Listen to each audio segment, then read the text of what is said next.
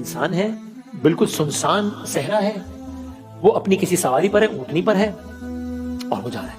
آج کل کا دور تو نہیں ہے, نیویگیٹر نہیں ہے, چیزیں نہیں ہیں, اکیلا ہے, سواری ہے, اسی سواری میں پہننے اوڑھنے کھانے پینے کا سامان بھی اکیلا جا رہا ہے صحرا. ٹھیک, اب وہ صحرا کے بیچ پہنچ گیا, صحرا کے خاص مقام پہ پہنچ گیا ہے, اور اب وہ نیچے اترا ہے سواری سے کیونکہ تھک گیا ہے, تو وہیں پہ سو گیا ہے.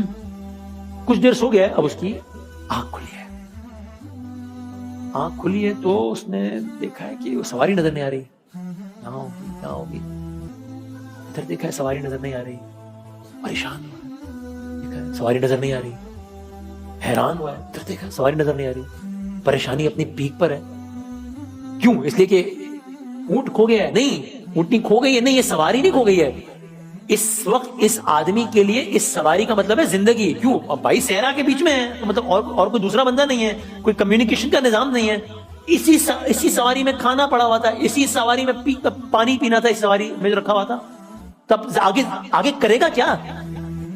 اب یہ شخص اٹھتا ہے, ادھر جاتا ہے گھبراہٹ کے عالم میں, یہاں جاتا ہے, وہاں جاتا ہے, 4 سو صحرا ہے, تحت نے نگاہ دیکھتے سواری نظر نہیں آ رہی. یہاں تک کہ اب یہ مایوس, تھک ہار کے, گھبرا کے, پچھتا کے, رو کے, ہمت ہار کے بیٹھ جاتا ہے, بیٹھ کر گر جاتا ہے, گر کر سو جاتا ہے. پتہ ہی نہیں ایسے, بھوک سے برا حال ہے, پیاس سے نڈھال ہے, سو گیا. منظر نامہ ہے. اور اب یہ ہوتا ہے کہ کچھ دیر بعد شخص کی پھر سے آنکھ کھلتی ہے, اور جب اس کی آنکھ کھلتی ہے تو پہلا منظر جو دیکھتا ہے کہ وہ سواری سامنے کھڑی ہوئی ہے تمام تر ساز و سامان کے ساتھ. اس کی تو زندگی واپس آ گئی نا, یعنی میں اپنے الفاظ میں کوئی لاٹری لگ گئی نا, مطلب اس سے اچھا it couldn't get better from here.